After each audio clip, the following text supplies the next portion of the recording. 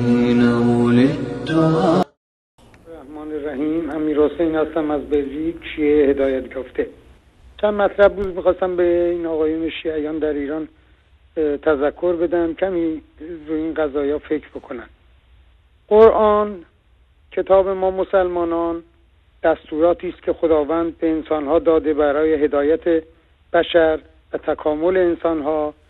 کتابی است نامش رو گذاشتن قرآن، یعنی کتاب خواندن برای همه مردم آمده است. قرآن شریف که کتاب رمز موساد و CIA نیست، قرآن کتاب هدایت است، کتابی است برای زندگان و هدایت و رستگاری بشر.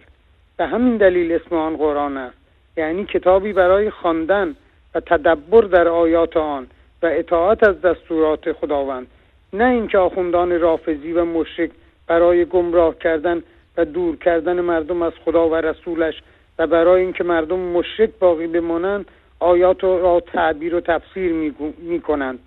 مثلا میگویند تین و زیتون یعنی حسن و حسین رضی الله عنه، عروة الوثقی یعنی حضرت علی، لؤلؤ و مرجان یعنی فاطمه و علی.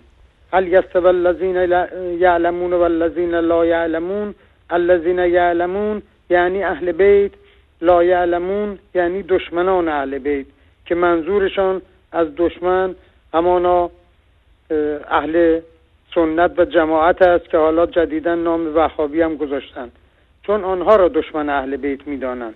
انا اعطیناک الکوثر، کوثر یعنی فاطمه.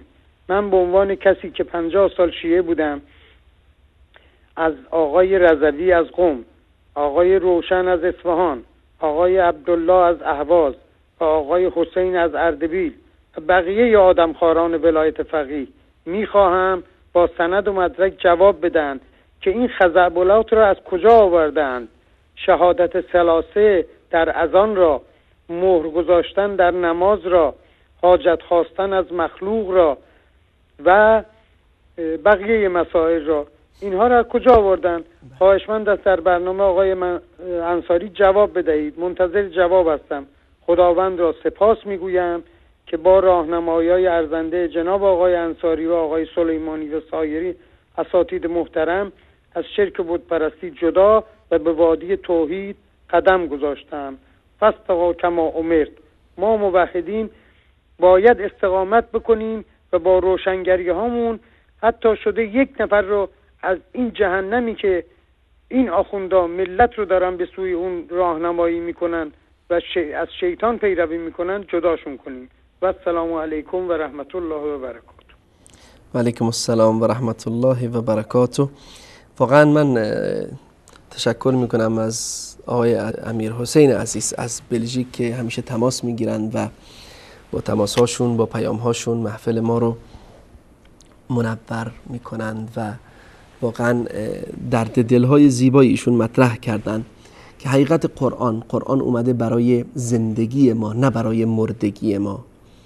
چه بسا بسیاری از ماها فقط قرآن رو زمانی میشنویم یا میخوانیم یا میبینیم که کسی مرد در مجلس عزا یا ترحیم، و هرگز چنین نیست. قرآن برنامه زندگی ماست. قرآن دستورات چگونه زیستن رو برای ما به ارمغان آورده است. دستورات درست زیستن. گر تو میخواهی مسلمان زیستن، نیست جز با قرآن زیستن.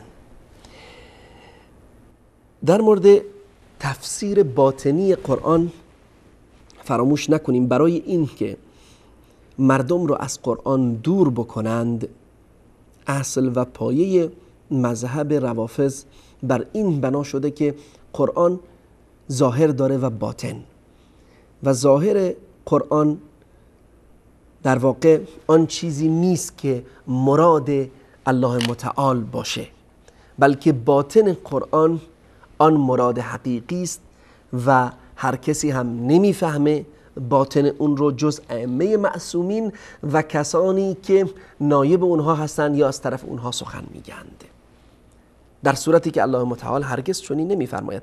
الله متعال میفرماید ولقد یسرنا القرآن للذکر، ما یقینا قرآن را آسان ساخته ایم برای یادآوری شما. برای فهم شما، برای بینش شما. آیا کسی هست که تأثیر بپذیرد، یادآور شود؟ الله متعال خودش از ما میخواهد که قرآن را بخوانیم و یادآور بشویم، متذکر بشویم، و میفرماید که برای تذکر و یادآوری شما آمده است و بسیار هم آسان است. این تفسیرهای باطنی که اینها میکنند متاسفانه روایاتی را به دروغ به ائمه نسبت دادند و متاسفانه بسیاری از انسانهای نادان و ساده‌لو تحت تأثیر این قضیه قرار میگیرن. اما حقیقت